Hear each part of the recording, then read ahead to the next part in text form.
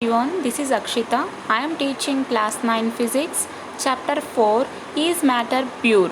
So previous వీడియోలో మనం Tyndale effect గురించి డిస్కస్ చేసుకున్నాం. అలాగే కొలాయిడల్ సొల్యూషన్స్ అంటే ఎలా ఉంటాయి అండ్ నెక్స్ట్ సస్పెన్షన్స్ అంటే ఏంటి, సో వీటి గురించి మనం డిస్కస్ చేసుకున్నాం. అలాగే హెట్రోజీనియస్ అండ్ హోమోజీనియస్ మిక్స్చర్స్ గురించి కూడా డిస్కస్ చేసుకున్నాం.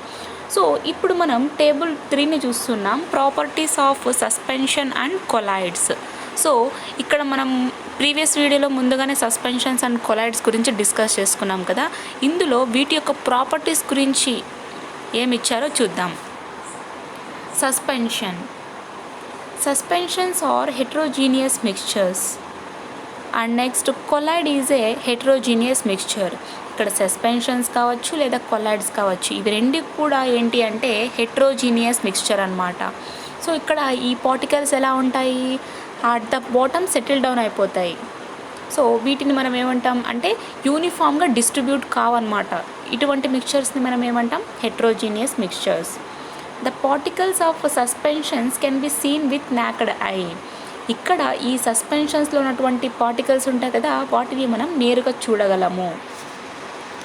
The size of particles of colloid is too small to be individually seen by naked eye. ఇక్కడ కొలాయిడ్లో ఉన్నటువంటి పార్టికల్స్ ఉంటాయి కదా, వాటి సైజు చాలా అంటే చాలా తక్కువ, అంటే చాలా స్మాల్గా ఉంటాయి కాబట్టి మనం నాకెడ్ ఐతో చూడలేము. ఫర్ ఎగ్జాంపుల్ కొలాయిడల్ సొల్యూషన్కు మనం ఒక ఎగ్జాంపుల్ చెప్పుకోవచ్చు అంటే మిల్క్ అన్నమాట. ఇక్కడ మిల్క్ అండ్ వాటర్ని మనం మిక్స్ చేశాక మనకు అది హోమోజీనియస్ మిక్చర్గానే కనిపిస్తుంది. కానీ మిల్క్లో ఉన్నటువంటి పార్టికల్స్ చాలా టూ స్మాల్గా ఉండడం వల్ల మనం వాటిని హోమోజీనియస్గా అనుకుంటున్నాం, కానీ నిజానికి milk is a heterogeneous mixture. The particles of suspension scatter a beam of light passing through it and make its path visible.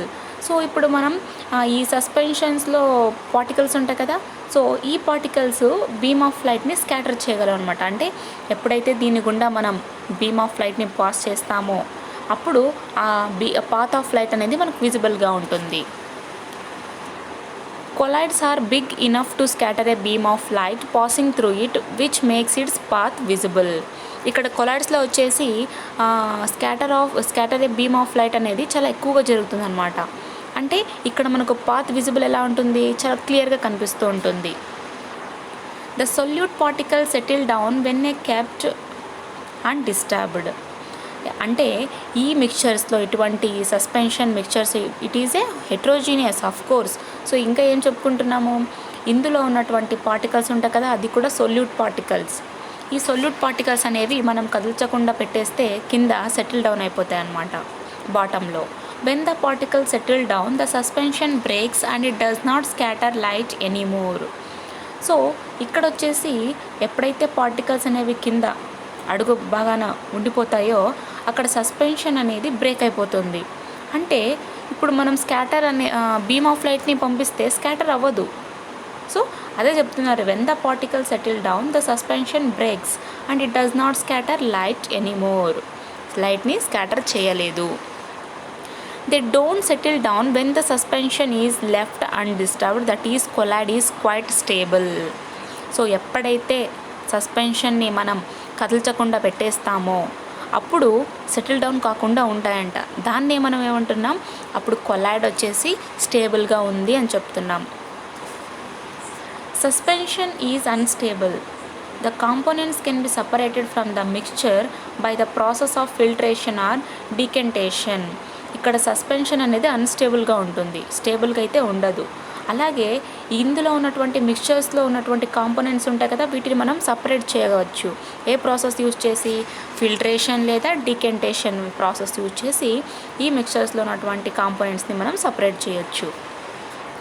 The components cannot be separated from the mixture by process of filtration. కానీ కొలాయిడ్స్లో ఏం జరుగుతుందంటే ఇందులో ఉన్నటువంటి కాంపోనెంట్స్ని మనం separate చేయలేమన్నమాట ఆ filtration process use చేసి. Centrification technique is used in separation.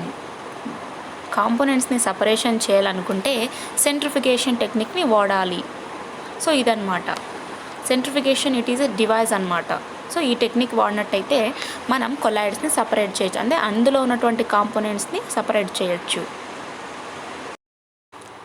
So ఇప్పుడు మనం నెక్స్ట్ ఏం తెలుసుకుంటున్నాం, separating the components of A mixture.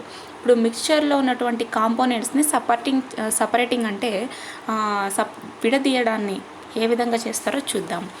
Till now we have discussed the types of mixtures. ఇప్పుడు వరకు మనం ఏం డిస్కస్ చేసుకున్నాం, మిక్స్చర్స్ గురించి. ఒకటి మిక్స్చర్స్లో వచ్చేసి హోమోజీనియస్, హెట్రోజీనియస్ ఉంటాయి. అలాగే ఇందులో సొల్యూషన్స్గా డివిజన్స్ అయ్యాయి, క్లాసిఫైడ్ చేశారు. అలాగే కొలాయిడ్స్గా, సస్పెన్షన్స్గా డివైడ్ చేశారు. సో సొల్యూషన్స్లో హోమోజీనియస్ ఉంటాయి, హెట్రోజీనియస్ కూడా ఉంటాయి. Do you know techniques to separate these mixtures into they respective constituents? So ఇక్కడ మనం మిక్స్చర్స్ని సపరేట్ చేస్తుంటాం కదా, అటువంటి టెక్నిక్స్ మీకు ఏమైనా తెలుసా అని అడుగుతున్నారు.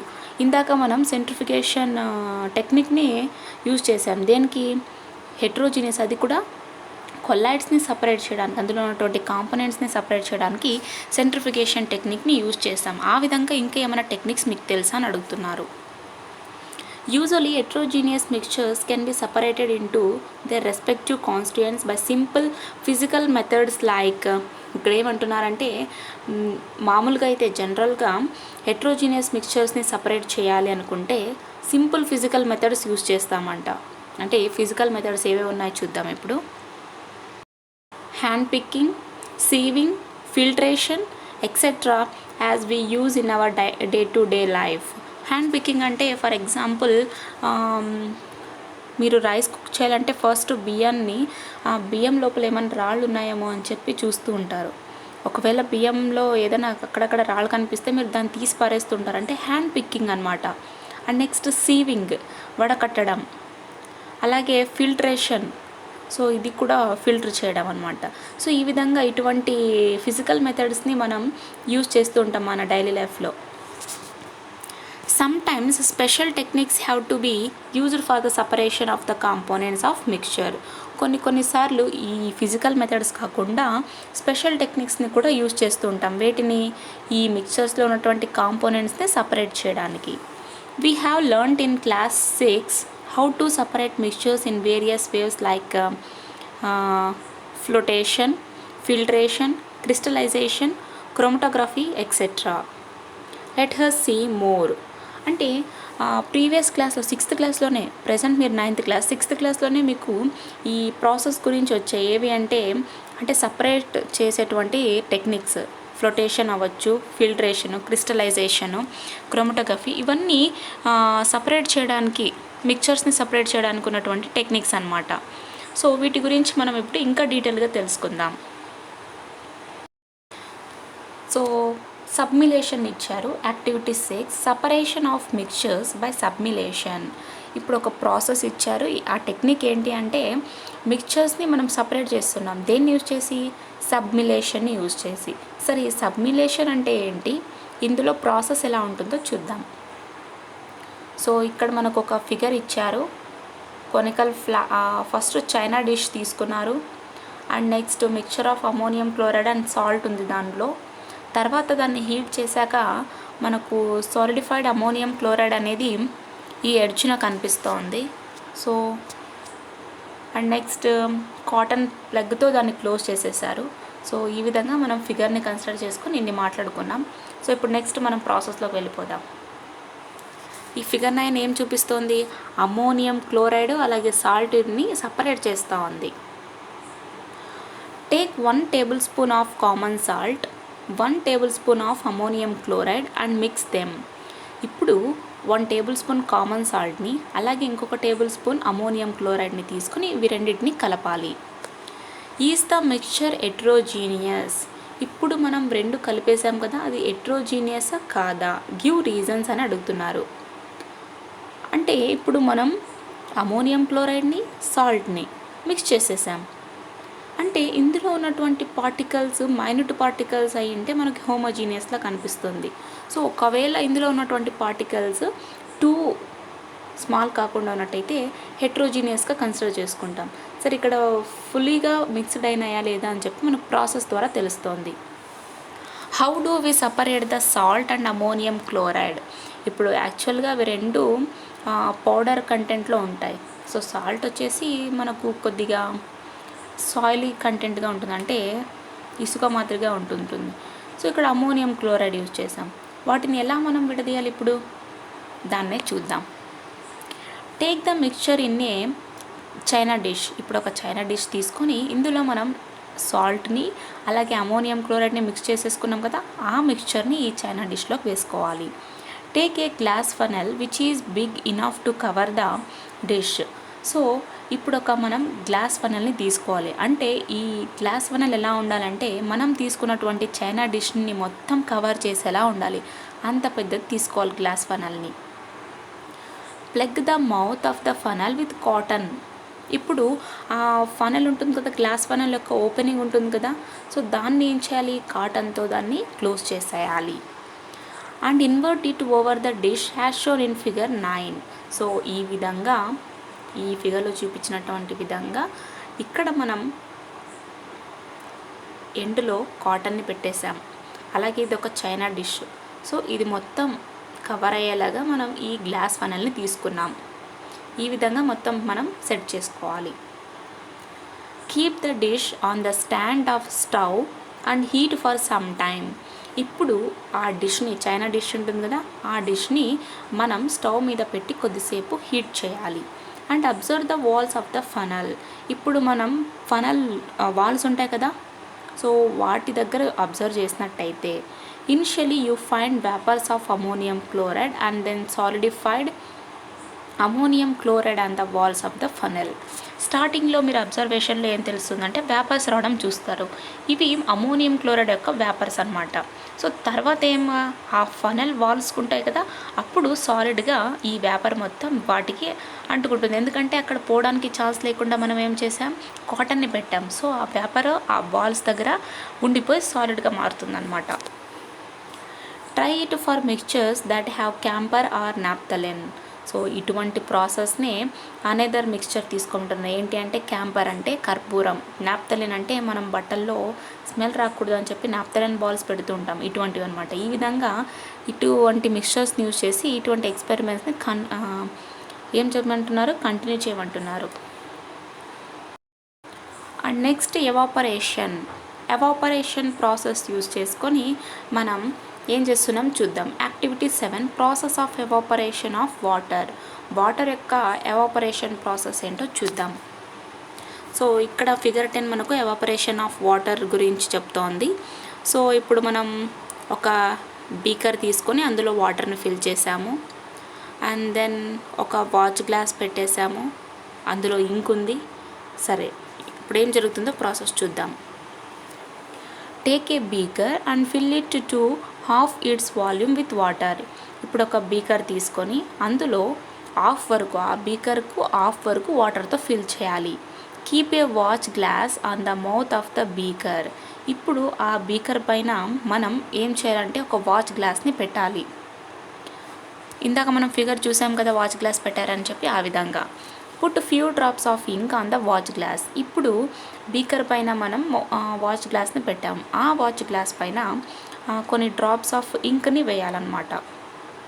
Heat the beaker and observe the watch glass. ఇప్పుడు ఆ బీకర్ని హీట్ చేస్తూ ఉండాలి, అలాగే వాచ్ గ్లాస్ని అబ్జర్వ్ చేయమంటున్నారు. Continue heating till you do not observe any further change on the watch glass. ఎంతవరకు హీట్ని కంటిన్యూ చేయమంటున్నారంటే ఆ వాచ్ మీద మీకు ఎటువంటి చేంజెస్ కనిపించవు కదా, సో ఆ కనిపించేంత వరకు చేస్తూనే ఉండాలంట. What is evaporated from the watch glass. So ఇక్కడ వాచ్ గ్లాస్ మీద నుంచి ఏం ఎవాపరేట్ అయి ఉంటుంది, వాటర్ ఎవాపరేట్ ఉంటుందా, ఇంక్ ఎవాపరేట్ అయి ఉంటుందా? సో చూద్దాం. Is there any residue on the watch glass. So ఇక్కడ వాచ్ గ్లాస్ మీద ఏమన్నా రెసిడ్యూ మిగిలిపోయిందా? We know that ink is a mixture of dye in water. Ink అంటే ఏంటి, వాటర్లో మిక్చర్ ఆఫ్ డై. ఇంకా మనం డైని ఏ విధంగా చెప్పుకోవచ్చు అంటే మన పేరెంట్స్ హెయిర్స్కి వాడుతూ ఉంటారు, ఆ డైకు రిలేటెడ్గా ఉంటుందన్నమాట. సో ఇంక్ అంటే ఏంటి, వాటర్లో మిక్చర్ ఆఫ్ డై అన్నమాట. We can separate the components in the ink using evaporation. ఇప్పుడు మనం ఆ కాంపోనెంట్స్ని ఇంక్లో నుంచి సపరేట్ చేయొచ్చు. ఏ మెథడ్ యూజ్ చేసి, ఎవాపరేషన్ అనేటువంటి ప్రాసెస్ని యూజ్ చేసి. అండ్ నెక్స్ట్ ఏమి ఇచ్చారంటే think and discuss. Is it possible to find out adulteration of kerosene and adulteration of kerosene in petrol with this technique? ఇప్పుడు మనం ఎవాపరేషన్ ప్రాసెస్ గురించి డిస్కస్ చేసుకున్నాము. సో అదే ప్రాసెస్ని, అదే టెక్నిక్ని యూజ్ చేసి పెట్రోల్లో నుండి కిరోసిన్ని మనం ఫైండ్ అవుట్ చేయొచ్చా, అడల్టరేషన్ చేయొచ్చా అని అంటున్నారు. సో అది పాసిబుల్లా కాదా మనకు తెలీదు, చూద్దాం. ఇన్ యాక్టివిటీ 7 వచ్చేసి ఏంటి, evaporation process. We saw that ink is a mixture of solute and solvent. ఇక్కడ ఇంక్ వచ్చేసి మిక్చర్ అని చెప్పుకున్నాం, mixture of dye in water. అంటే సొల్యూట్ వచ్చేసి ఇంక్ అవుతుంది, అంటే డై అవుతుంది, సాల్వెంట్ వచ్చేసి వాటర్ అవుతుంది. Is the dye in ink a single colour. ఇప్పుడు ఇంకులో ఉన్నటువంటి డై ఉంటుంది కదా, అది సింగిల్ కలరా అని అడుగుతున్నారు, చూద్దాం. How many solutes are there in ink. ఇంకులో వచ్చేసి ఎన్ని సొల్యూట్స్ ఉండొచ్చు. How can we find out those. So ఎన్ని కలర్స్ ఉంటాయో తెలీదు, వాటిని ఎలా ఫైండ్ అవుట్ చేయగలము. Is there any technique to separate the different components of dye in the ink. అంటే ఇప్పుడు డైలో ఉన్నటువంటి డిఫరెంట్ కాంపోనెంట్స్ని సపరేట్ చేయాలంటే, ఇంకులో ఉన్నటువంటి డై యొక్క కాంపోనెంట్స్ని సపరేట్ చేయాలంటే ఏమైనా టెక్నిక్ ఉందా. That is where chromatography would help. So ఇందాక మనం సబ్మిలేషన్ని చెప్పుకున్నాం, ఎవాపరేషన్ చెప్పుకున్నాం. ఎవాపరేషన్ దీంట్లో సక్సెస్ అవుతుందా అంటే నో. సో దానికని చెప్పి ఇంకొక టెక్నిక్ యూజ్ చేశారు, ఏంటి అంటే chromatography. Chromatography is a laboratory technique for the separation of mixtures into its individual components. Chromatography వచ్చేసి ఇది ల్యాబొరేటరీ టెక్నిక్ అనమాట. దీన్ని, ఈ టెక్నిక్ని ఎందుకు యూజ్ చేస్తామంటే మిక్చర్ని సపరేట్ చేయడానికి, అది కూడా ఇండివిజువల్ కాంపోనెంట్స్గా సపరేట్ చేయడానికి యూజ్ చేస్తాం. We can use chromatography to separate components of dyes in ink. అలాగే ఈ క్రోమటోగ్రఫీ అనేటువంటి టెక్నిక్ని మనం ఇంకులో ఉన్నటువంటి డైస్ కాంపోనెంట్స్ ఉంటాయి కదా, వాటిని సపరేట్ చేయడానికి యూజ్ చేస్తాం. The process can also be used to separate the colored pigments in plants and flowers, are used to determine the chemical composition of many substances. అలాగే ఈ క్రోమటోగ్రఫీ అనేటువంటి ప్రాసెస్ని మనం ఎందుకు యూజ్ చేస్తామంటే ప్లాంట్స్లో కలర్డ్ పిగ్మెంట్స్ ఉంటాయి, క్లోరోఫిల్ అని చెప్పుకుంటూ ఉంటాం. సో ఇలాంటి క్లోరోఫిల్ కావచ్చు, లేదా ఫ్లవర్స్లో కూడా మనకు కలర్ పిగ్మెంట్స్ ఉంటుంది కదా, ఈ కలర్ పిగ్మెంట్స్ని కూడా సపరేట్ చేయడానికి ఇటువంటి క్రోమటోగ్రఫీ ప్రాసెస్ని యూజ్ చేస్తాం. అలాగే ఈ మెనీ సబ్స్టాన్సెస్ యొక్క కెమికల్ కాంపోజిషన్ని డిటర్మైన్ చేయాలన్నా కూడా క్రోమటోగ్రఫీని యూజ్ చేస్తామన్నమాట. So next topic is paper chromatography. Lab activity ఇది. ఈ పేపర్ క్రోమటోగ్రఫీ గురించి మనం చూద్దాం ఇప్పుడు. ఈ ల్యాబ్ యాక్టివిటీలో వచ్చేసి separating the components of ink using paper chromatography. ఇక్కడ ఇంక్ యొక్క కాంపోనెంట్స్ని సపరేట్ చేస్తున్నాం, ఏ టెక్నిక్ యూజ్ చేసి, పేపర్ క్రోమటోగ్రఫీ టెక్నిక్ని యూజ్ చేసి. Materials required. ఈ ల్యాబ్ యాక్టివిటీకి కావాల్సినటువంటి materials: beaker, rectangular shaped filter paper, black marker non permanent, and water, pencil and cello tape. ఈ యాక్టివిటీ చేయడానికి మనకు మెటీరియల్స్ ఏవో కావాలంటే, ఒకటి బీకర్ కావాలి, అలాగే రెక్టాంగులర్ షేప్ ఉన్నటువంటి ఫిల్టర్ పేపర్స్ కావాలి, బ్లాక్ మార్కర్ తీసుకోవాలి, అండ్ నెక్స్ట్ పెన్సిల్, పేపరు, ఒకటి సెల్లో టేప్, మనం టేప్ యూజ్ చేస్తుంటాం కదా అటువంటి తీసుకోవాలి. సో ఇక్కడ మనకు ఫిగర్ 11 ఇచ్చారు, separating the components of ink కాంపోనెంట్స్ని సపరేట్ చేసేటువంటి మెథడ్ ఏంటి, పేపర్ క్రోమటోగ్రఫీని యూజ్ చేస్తున్నాం. ఇక్కడ బీకర్ తీసుకున్నారు, and next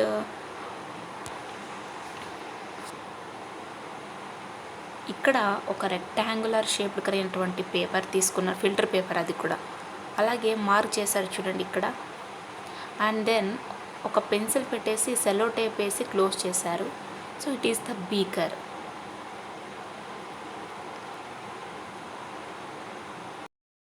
and now procedure. ఇప్పుడు ఏం తెలుసుకున్నాం, అలాగే మెటీరియల్స్ రిక్వైర్డ్ ఏంటో తెలుసుకున్నాం. ఇప్పుడు ప్రొసీజర్ ఎలా ఉందో చూద్దాం. Draw A thick line just above the bottom of the filter paper using the marker. ఇప్పుడు ఒక ఫిల్టర్ పేపర్ తీసుకొని దానికి బాటంలో మార్కర్ని యూజ్ చేసి ఒక థిక్ లైన్ డ్రా చేయమంటున్నారు.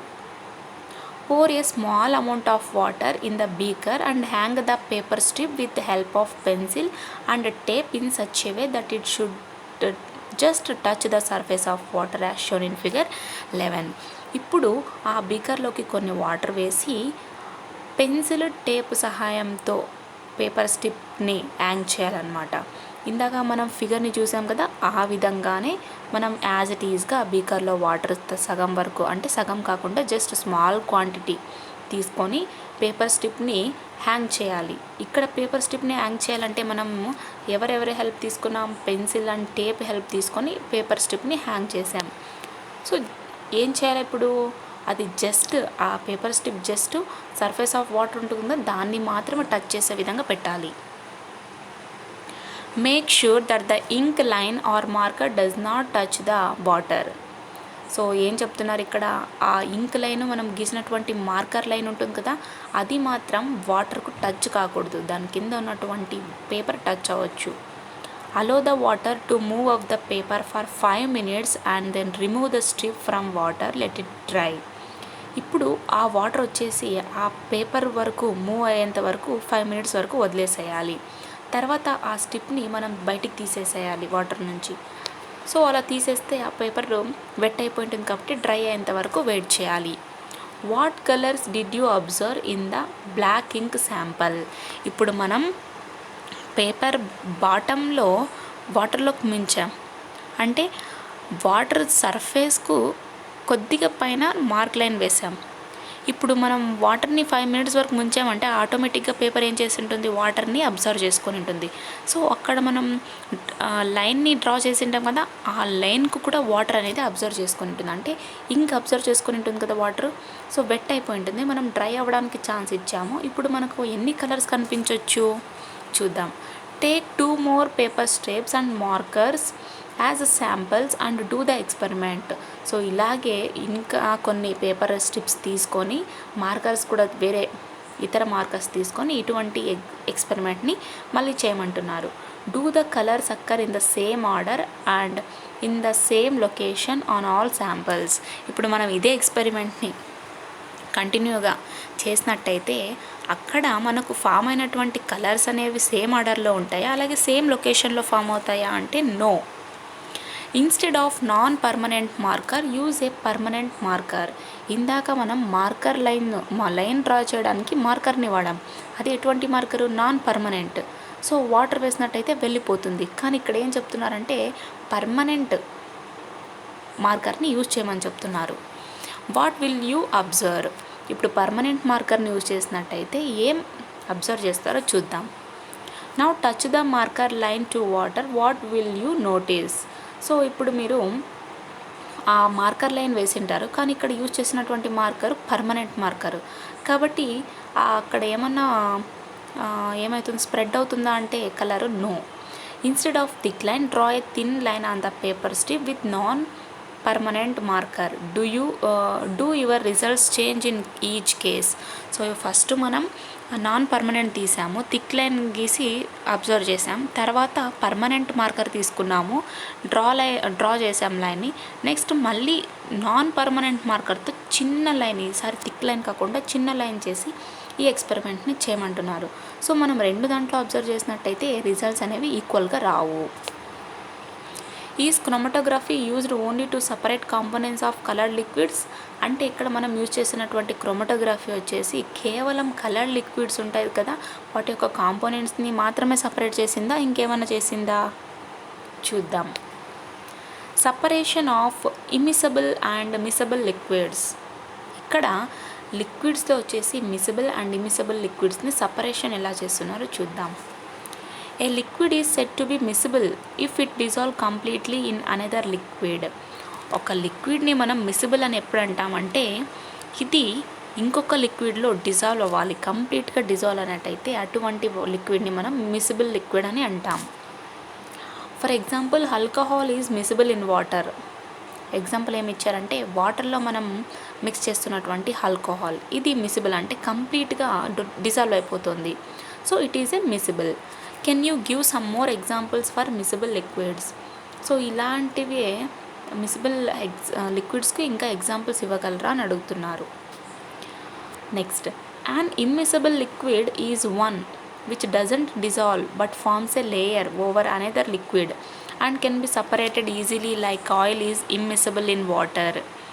ఇమ్మిసిబుల్ లిక్విడ్ ఏంటి అంటే ఇవి డిజాల్వ్ కావు, కానీ ఒక లేయర్గా ఇంకొక లిక్విడ్ మీద మనం ఇటువంటి లిక్విడ్ని వేసామంటే డిజాల్వ్ కాదు కానీ ఒక లేయర్గా ఫామ్ అవుతుంది.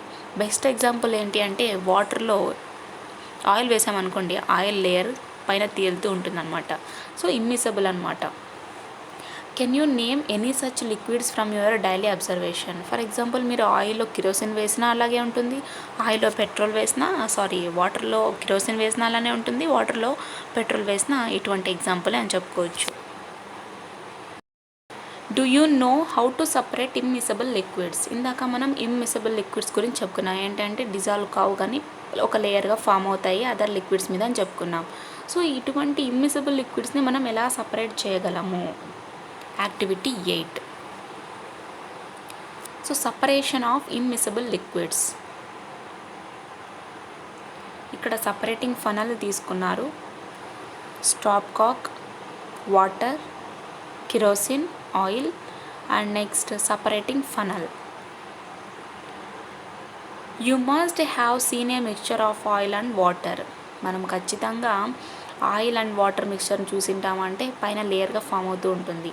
How many layers can be observed? ఇక్కడ మీకు ఎన్ని లేయర్స్ కనిపిస్తాయి? 2 లేయర్స్ కనిపిస్తాయి. కింద వాటర్, పైన ఏముంటుంది? Oil.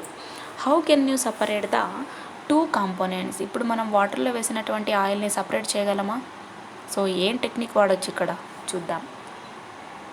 Take a separating funnel and pour the mixture of kerosene oil or castor oil and water in it.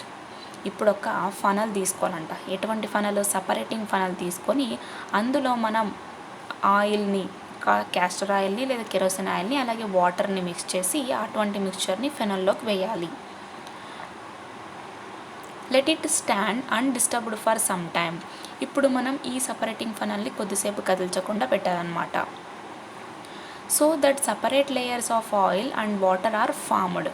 ఇప్పుడు వాటరు, మనం తీసుకున్నటువంటి కెరోసినో లేదా క్యాస్టర్ ఆయిల్ అనేది లేయర్స్గా డివైడ్ అయిపోతాయి కొద్దిసేపటి కదిల్చకుండా పెడితే. Open the stop cock of the separating funnel and pour out the lower layer of water carefully. ఇప్పుడు ఓపెన్ కాక్ ఉంటుంది కదా, సో ఇక్కడ మీకు ఇక్కడ సో ఇది ఓపెన్ కాక్ అనమాట. దీన్ని స్లోగా మనం టర్న్ చేస్తూ ఉంటే ఇక్కడ కింద బాటంలో ఉన్నటువంటి వాటర్ అనేది చాలా కిందకి రావడం జరుగుతుంది. Close the stop cock of the separating funnel as the oil reaches the stop కాక్. ఎప్పుడైతే ఈ ఆయిల్ స్టాప్ కాక్ వరకు రీచ్ అవుతూ ఉంటుందో అప్పుడు మనం స్టాప్ కాక్ని క్లోజ్ చేసేయాలి. The underlying principle is that the immiscible liquids separate out into layers depending on their densities. ఇక్కడ underlying principal ఏం చెప్తుంది అంటే ఇమ్మిసిబుల్ లిక్విడ్స్ వచ్చేసి లేయర్స్గా సపరేట్ చేయడానికి వాటి యొక్క డెన్సిటీస్ మీద డిపెండ్ అయి ఉంటుంది. అంటే ఇక్కడ ఆయిల్ యొక్క డెన్సిటీ చాలా ఎక్కువగా ఉంటుంది. What ever the oil you take, oil యొక్క డెన్సిటీ ఎక్కువగా ఉంటుంది కాబట్టి ఆయిల్ యొక్క డెన్సిటీ చాలా తక్కువగా ఉంటుంది when compare to water.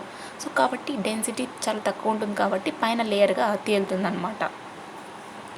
Did you observe in your village how castor oil is prepared by boiling castor seeds? If not ask your parents and teachers. So మీరు villagers అయ్యింటే మీకు ఖచ్చితంగా తెలుస్తుంది. ఈ క్యాస్టర్ ఆయిల్ని మనం క్యాస్టర్ సీడ్స్ ఉంటాయి కదా, వీటిని బాయిల్ చేసి ఈ ఆయిల్ని తీస్తారంట. ఒకవేళ మీకు తెలియకుంటే మీ పేరెంట్స్నో టీచర్స్నో తెలుసుకోమంటున్నారు. నేనైతే విలేజ్ అమ్మాయిని కాదు కాబట్టి నాకు తెలియదండి, sorry. Diesel is immiscible in water. So ఇప్పుడు మనం ఈ సపరేటింగ్ ఫనల్ తర్వాత నెక్స్ట్ కంటిన్యూషన్ అనమాట ఇది. ఇక్కడ డీజిల్ అనేది ఇమ్మిసిబుల్ లిక్విడ్, ఎందుకంటే ఇది వాటర్లో డిజాల్వ్ అవ్వదు. The bright rainbow patterns seen during rainy season when the diesel drops falls on the road are the result of thin film of diesel on water. ఇక్కడ మనకు రైనీ సీజన్లో bright rainbow అనేది కనిపిస్తూ ఉంటుంది. అంటే ఎక్కడ కనిపిస్తుందంటే రైనీ సీజన్లో చూసినట్టయితే నేల మీద మనకు కనిపిస్తుంది. ఎలా అంటే ఎప్పుడైతే ఈ డీజిల్ ఉంటుంది కదా, ఆ రోడ్స్ మీద కొన్ని వెహికల్స్ నుంచి ఈ డీజిల్ అనేది కింద పడుతుంటుంది. మోస్ట్లీ మీరు ఖచ్చితంగా చూసింటారు, ఈ ఫిగర్ చూస్తే తెలిసిపోతుంది. ఫర్ ఎగ్జాంపుల్ ఇది రోడ్ అనుకోండి, ఇక్కడంతా వాటర్ ఫామ్ ఉంటుంది. ఎప్పుడైతే వెహికల్స్ నుంచి డీజిల్ అనేది ఇక్కడ డ్రాప్ అయిపోతుందో ఇది మొత్తం స్ప్రెడ్ అయిపోతుంది. మనకేం కనిపిస్తుంది అంటే ఒక కలర్ఫుల్గా రెయిన్బోలా కనిపిస్తూ ఉంటుంది అనమాట. దాన్నే చెప్తున్నారు. దీనికి రీజన్ ఏంటి అంటే ఈ డీజిల్ యొక్క థిన్ ఫిలిం ఉంటుంది కదా, సో ఈ ఫిలిమే అనమాట రిజల్ట్ అనమాట. సో ఈ విధంగా మనకు చెప్తున్నారు. So diesel is a immiscible in water. And next వీడియోలో మనం కంటిన్యూషన్ చేద్దాం. Thank you.